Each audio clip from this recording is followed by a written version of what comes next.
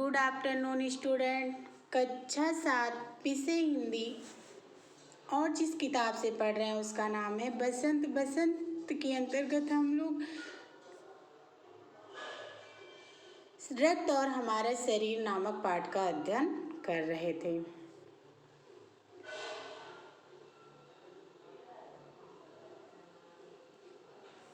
जिसमें हम लोग लेकिन एक साथ नहीं, धीरे धीरे कुछ आज कुछ कल कुछ उससे अगले दिन मरते हैं, यहाँ तक हम लोग पढ़ चुके हैं। आज उसके आगे देखेंगे। तब तो कुछ ही महीनों में ख़त्म हो जाते होंगे। अनिल ने दीदी और डॉक्टर दीदी से कहा कि तब तो ये कुछ ही महीनों में ख़त्म हो जाते होंगे। यह सुनकर डॉक्टर दीदी मुस्कुराकर बोली, नहीं, ऐसा नहीं होता। शरीर में हर समय एक नए नए कण बनते रहते हैं जो नष्ट कणों का स्थान ले लेते हैं। डॉक्टर दीदी ने अनिल को बताया कि नहीं, ऐसा नहीं है, खत्म नहीं होते। जो नष्ट होते हैं उसके स्थान पर नए कण बनते रहते हैं जो नष्ट कणों का स्थान ले लेते हैं। हड्डियों के बीच के भाग मज्जा में ऐसे बहुत से कारखाने होते हैं जो रक्त कणों के निर्माण कार्य में लगे रहते हैं। इनके लिए इन कारखानों को प्रोटीन, लौह तत्व और विटामिन रूपी कच्चे माल की ज़रूरत होती है। यह पौष्टिक आहार लेते हो, हरी सब्जी, फल, दूध, अंडा और गोश्त में ये तत्व उपयुक्त मात्रा में होते हैं। डॉक्टर दीदी ने अनिल को बताया कि ये सब बीमारियों से दूर रहने के लिए अर्थात इनकी कमी को दूर करने के लिए विटामिन रूपी कच्ची माल की ज़रूरत होती है। उसमें से क्या है, जैसे पौष्टिक आहार लेते हरी सब्जी, फल, दूध, अंडा और गोश्त में ये तत्व उपयुक्त मात्रा में पाए जाते हैं। यदि कोई व्यक्ति उचित आहार ग्रहण नहीं करता तो इन कारखानों में आवश्यकता अनुसार कच्चा माल नहीं मिल पाता। डॉक्टर दीदी ने बताया कि यदि कोई व्यक्ति उचित आहार अर्थात संतुलित आहार ग्रहण नहीं करता तो इन कारखानों को उनकी आवश्यकता के अनुसार कच्चा माल नहीं मिल पाता। नतीजा यह होता है कि रक्त कण बन नहीं पाते, रक्त में इनकी कमी हो जाती है, लाल कणों की। इसी कमी को एनीमिया कहते हैं। तो क्या संतुलित आहार लेने मात्र से हम एनीमिया से बचे रह सकते हैं? अनिल ने डॉक्टर दीदी से कहा, अर्थात उनसे सवाल पूछा। दीदी बोली, हाँ, यह कहना काफ़ी हद तक सही होगा। ये तो एनीमिया बहुत से कारणों से होता है, किंतु हमारे देश में इसका सबसे बड़ा कारण पौष्टिक आहार की कमी है। डॉक्टर दीदी ने अनिल को बताया कि एनीमिया तो बहुत से कारणों से होता है, लेकिन हमारे देश में इसका सबसे बड़ा कारण पौष्टिक आहार की कमी ही है। इसके अलावा इस रोग का एक और बड़ा कारण है पेट में कीड़ों का हो जाना। ये कीड़े प्रायः दूषित जल और खाद्य पदार्थों द्वारा हमारे शरीर में प्रवेश करते हैं। अतः इनसे बचने के लिए यह आवश्यक है कि हम पूरी सफाई से बनाए गए खाद्य पदार्थ ही ग्रहण करें।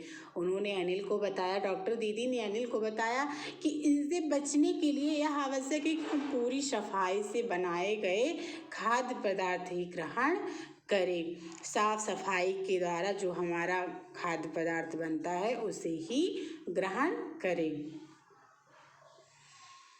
भोजन करने से पूर्व अच्छी तरह हाथ धो लें और साफ पानी ही पिएं। और हाँ, अनिल, एक किस्म के कीड़े भी हैं जिनके अंडे जमीन की ऊपरी सतह में पाए जाते हैं। इन अंडों से उत्पन्न हुए लार्वे त्वचा के रास्ते शरीर में प्रवेश कर आंतों में अपना घर बना लेते हैं। इनसे बचने का सहज उपाय है कि शौच के लिए हम शौचालय का ही प्रयोग करें और इधर उधर नंगे पैर न घूमें। जो एक कीड़ा है उससे वो हमारे शरीर में प्रवेश कर जाता है, घर कर जाता है, जिससे हमें एनीमिया नामक रोग हो जाता है। तो डॉक्टर दीदी ने बताया कि शौच के लिए बाहर ना जाएं, कोशिश यही करना चाहिए कि शौचालय का ही प्रयोग करें, इधर उधर नंगे पैर ना घूमें। दीदी, यह तो बहुत ही महत्वपूर्ण बात बताई आपने। तब अनिल ने कहा डॉक्टर दीदी से कि दीदी, आपने तो यह तो बहुत ही महत्वपूर्ण बात बताई। वह पल भर सोच में डूब रहा, फिर बोला, आपने बताया था कि रक्त में सफ़ेद कण और बिम्बाणु प्लेटलेट कण भी होते हैं शरीर में, उनका क्या काम है? फिर अनिल ने डॉक्टर दीदी से सवाल किया कि आपने बताया था कि शरीर में सफ़ेद कण और बिम्बाणु जैसे कि प्लेटलेट कण भी होते हैं, शरीर में उनका क्या कार्य है, अर्थात वो कौन सा काम शरीर में करते हैं?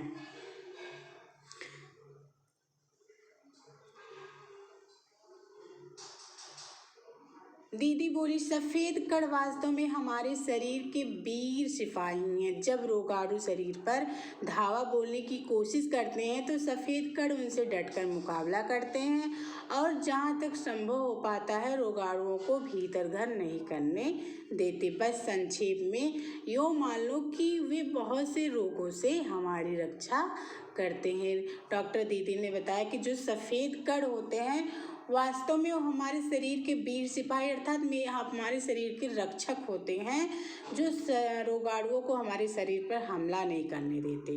सफ़ेद कण जो हैं वो रोगाणुओं से डटकर सामना करते हैं अर्थात उनसे मुकाबला करते हैं और जहाँ तक संभव हो पाता है रोगाणुओं को भीतर घर नहीं करने देते। बस संक्षेप में यूँ मान लो कि वे बहुत से रोगों से हमारी रक्षा करते हैं। कौन? सफ़ेद कण जो होते हैं वे बहुत से रोगों से हमारी रक्षा करते हैं। आज यहीं तक बच्चों, आज हम यहीं पर छोड़ते हैं, शेष अगले दिन। Thank you.